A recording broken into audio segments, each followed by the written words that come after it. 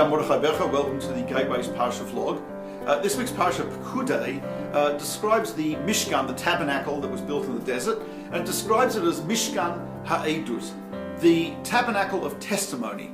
And what is the testimony here? So the simple explanation, which the Nachmanides offers, is that it is a testimony to the Sinai experience. We have the relic of Mount Sinai, i.e. the tablets of the law that God gave to Moses, and we have the man and so on and so forth. So basically it's like a mini Mount Sinai that went with the Jewish people, providing a testimony to the revelation at Sinai. Rashi, however, points out that it's an edut, it's a testimony that God has forgiven the Jews for worshipping the golden calf. We worship the golden calf, God forgave us. What's the proof that God forgave us? The Mishkan, the tabernacle. And the Maharal asks a simple question, which is that after the worshipping the golden calf, approximately 120 days later, God gave us the second tablets.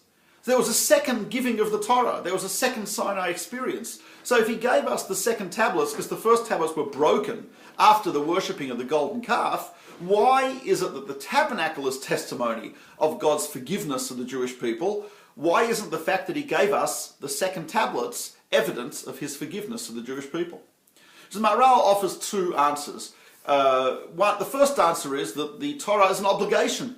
So the fact that someone sinned doesn't exempt them from their obligations. So it also doesn't tell me that God's forgiven us. For example, the Jewish people sinned. Now God gives them the Torah again. In other words, he says, okay, you still are obligated in all the commandments. You still have not exempted yourself from your obligations by having attempted to throw off the yoke of Torah.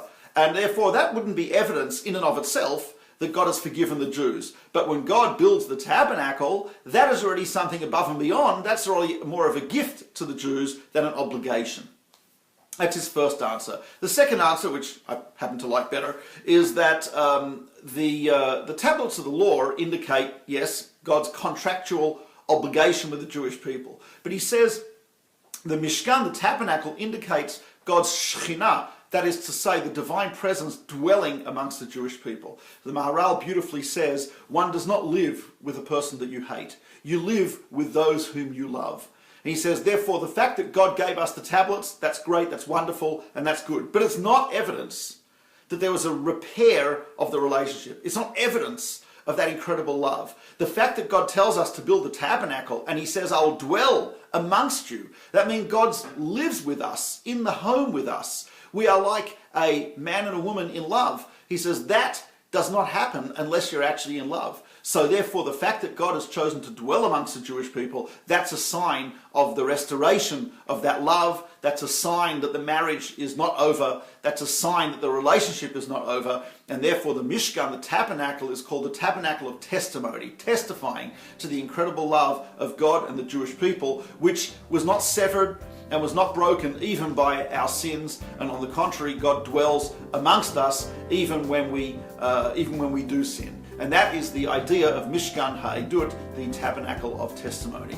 This is Mordechai Becher, and this is the Gateway's Parsha vlog. Hope you enjoyed, and we'll see you, or you'll see me, next week, God willing. Bye-bye.